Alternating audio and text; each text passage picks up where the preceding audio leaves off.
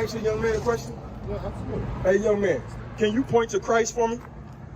Look at who he's pointing to, big brother. Who he pointing to? Just be real. He pointed to the so-called white man. But listen, now watch this. If I handed you this, show me the so-called white man in there.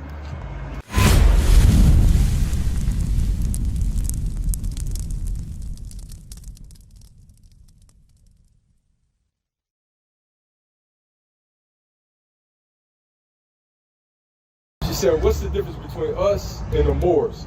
So when we're showing her, just what he's showing you, we was taken into captivity by two group of, basically everybody every other nation on this earth had a part in our captivity. But it was two captivity that was more prominent than the rest. The sub-Saharan captivity and the transatlantic captivity. The sub-Saharan captivity, these are when the Ishmaelites, y'all can give me this sign. Where's the sign at? There you go, bro. Right here. Hold that up for me. These are the Israelites, the so-called Arabs, that took us into captivity and made us succumb to Muhammad. This is why a lot of our brothers and sisters subscribe to Islam. So when we was ruling in Europe under the title of the Moors, we was ruling under Islam. You understand? Because we have been taken into captivity under this nation. Watch this. And the Bible prophesies about it. Give me Joel 3 and 3. Watch this, big brother. Because you notice, we learned about Malcolm X. Remember Malcolm X had a good slogan? He was kind of going back and forth with Martin Luther King. And he was saying, Martin Luther King was saying, turn the other cheek. Well, Malcolm X was saying what? Fight, stay in your ground. A lot of people started subscribing to that because in theory, that's a better option than letting somebody slap you the hell around. You understand? That's not what Christ taught. You understand? Because Martin Luther King hadn't come to the full understanding of Christ. But a lot of people started subscribing to Islam based off of what his message was. Watch this. But it doesn't mean that it was right. Watch this. Watch. Joel chapter 3 and verse 3. And they have cast lots for my people and have given a boy for an harlot. This is what the other nations did. They cast lots for our people and they gave a boy for a harlot. A lot of these nations used to use our boys as sex slaves, buck breaking. You read about this throughout history. This is what they're not teaching our kids in school. Where they would take a slave, they would take you being the strongest buck in the middle of all the slaves, and they would have sex with you, demeaning your manhood. So demasculating you. So now nobody will look to the man as strength. They will take the woman and say, you know what? Now we're going to use her.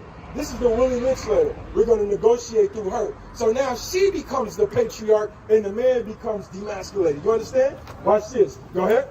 And they have cast lots for my people and have given a boy for an harlot and sold a girl for wine. And then they would take our young sisters and they would sell them throughout the plantations of America just for pleasure. That's what the wine means.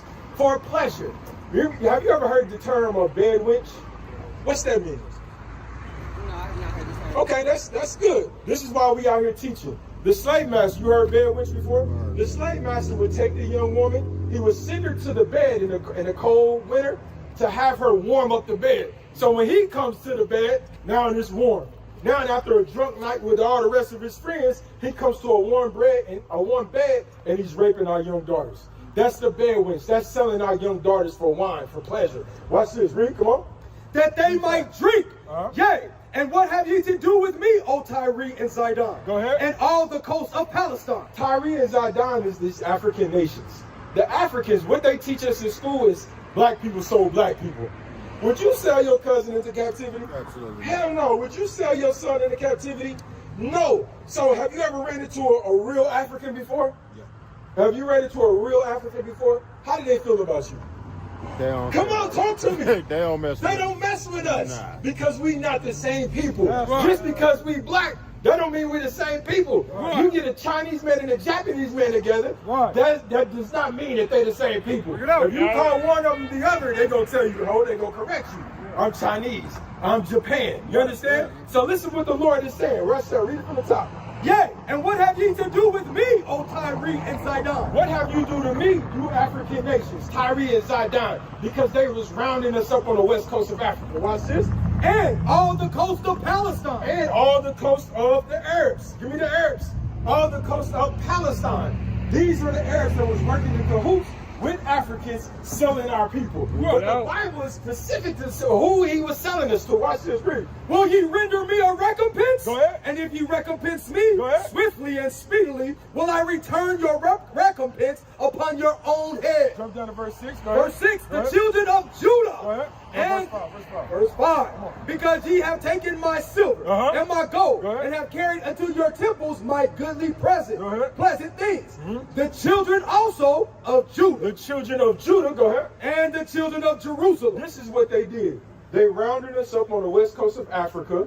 The Tyre and Zidon, these African nations and these Arab nations, they took us and watch who they sold us to. Go ahead. Have you sold unto the Grecians? They sold us to the Greeks. They sold us to the so-called white man. You understand? So in the transatlantic slave trade, yes, in the transatlantic slave trade, that's how now we got the names that we got. You know? You understand? Like, what's your last name, bro?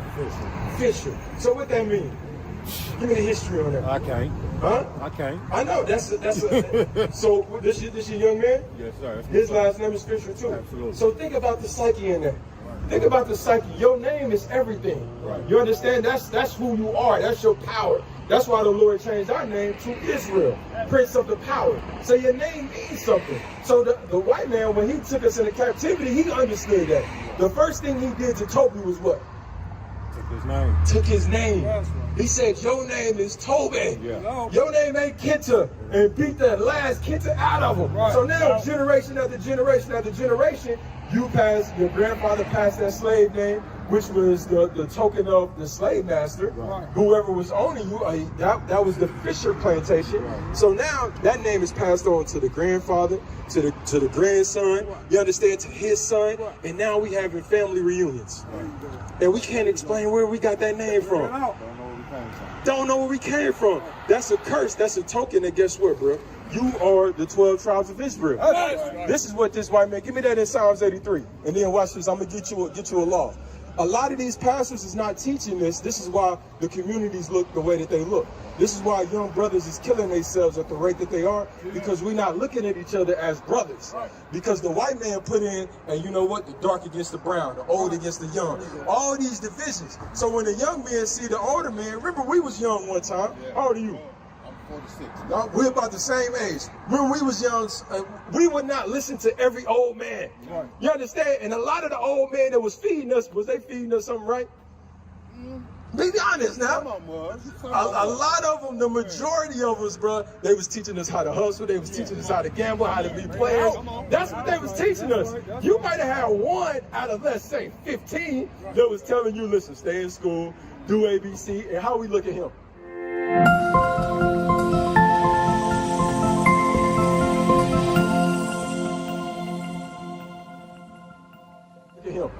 That's my father, so you know he came to me. Well, okay, but how did the rest of the family look at him?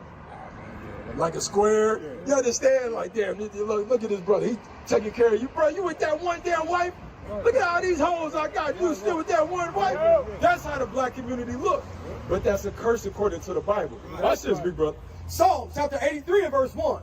Keep not thou silence, O God. Hold not thy peace and be not still, O God. For lo, thine enemies. Thine enemies is everybody that's not on this sign, big brother. Where you see yourself at on this sign? And I'm going to show you how crafty it is. Where you see yourself at? The first one. You be from the tribe of Judah, right?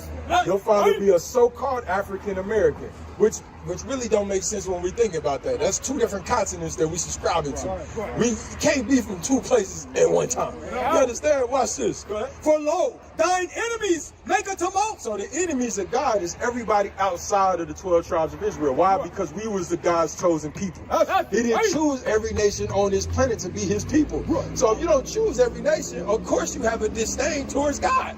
So you become an enemy of God. Watch this, read. And they that hate thee have lifted up the head. They have taken crafty counsel. He said these people, these other nations, particularly the so-called white man, he said they have taken crafty counsel. The crafty counsel is, here you have the Bible. Can I ask you, young man, a question? Yeah, absolutely. Hey, young man, can you point to Christ for me? Look at who he's pointing to, big brother. Who he pointing to? Just be real. He pointed to the so-called white man. But listen, now watch this. If I handed you this, show me the so-called white man in there. Show me where you read that Christ is a white man. He can't do it. He ain't gonna find it. You know why? Because that's not in the Bible. Yeah, it's not in there. These are crafty. Let me show you something, big brother. Let me show you something. I want you to hold that, and then I want you to go to Revelation chapter 1 and 14. These are the crafty counsels that, particularly this so-called white man, in cahoots with the rest of the nations, did against you, big brother. Right. Watch this. Read this. This is the book of Revelations, chapter 1 and verse 14. Watch this, big brother. Watch this, big brother. What's your name, bro? What's your name, big brother? Drizzle. Drizzle. Watch this. His head and his hairs were white like wool. We read in the description of Christ. It said his head and his hairs were white like wool. Young man, touch the top of your hair. Touch the top of your hair. Look, that's wool. He's describing what Christ is. He said it was white like wool. Watch this. Read. As white as snow. Go ahead. And his eyes were as a flame of fire. And he said his eyes was as a flame of fire. My brother, listen up, bro. Hey, bro, big bro, listen up. Listen up. Watch this. We're showing you, he said his eyes was as a flame of fire. Look at this man's eyes right here. What color is his eyes, bro? Blue. Huh? I guess blue. His eyes are blue. That's the image that's in our grandma's house, that she got above her damn bed, that she prayed to every night, and that she is still in our mind, this is Jesus. You understand? But we read in what his eyes color? And his eyes were as a flame of fire. He said his eyes was as a flame of fire, big brother. Hey, now watch this. Hey, bro, watch this, because listen, you interrupted. You interrupted right now. You understand? We bringing out the word. The scriptures talk about somebody that come and cause confusion. And I know this ain't what you're trying to do. But those that cause confusion, you following after this so-called white man. You understand? If you bring any type of confusion to the situation that we trying to show that, because we asked the young brother, hey, what color is Christ? And who he point to? So we trying to cast down imagination in his mind that this is not Christ. That Christ actually looks like him. And we showing him where he can substantiate that. If somebody asks him with evidence. So you not out here in an ignorant state. Now watch, we reading it, come on. And his feet like unto fine brass. He said his feet was like fine brass. What color is brass, big brother? Brown. So what color, now watch this, it's going to even go a little deeper, watch. As if they burned in a furnace. If you put that brown brass in a furnace, what color it turn? Dark. It turned darker. You understand? So how is John describing Christ? Black. So if he put this image right here, this go back to that Psalms 83. Watch this, read. Psalm chapter 83 and verse 3. Go ahead. They have taken crafty counsel against thy people. This is the crafty counsel that he's taking against our people. First he took your name, now he take your God. Because the God, this black Messiah is only a God of the 12 tribes of Israel. So let me change the image. Let me put this image in there, because I know niggas won't read. Niggas just want to smoke, drink, and get high, and have sex, whore their women out. I can put this image all over, even though I don't change it in the Bible that Christ is a black man. And I know you won't read to understand that. What is the nation?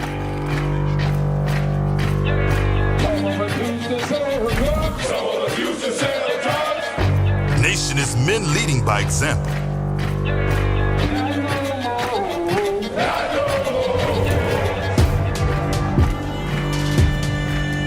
Nation is family.